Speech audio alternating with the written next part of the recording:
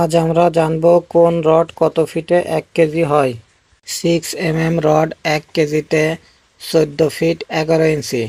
8 mm rod 1 কেজিতে 8 fit 4 ইঞ্চি।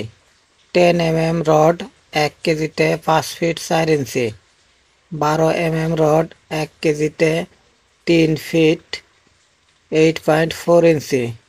16 mm rod 1 কেজিতে 2 fit 1 ইঞ্চি।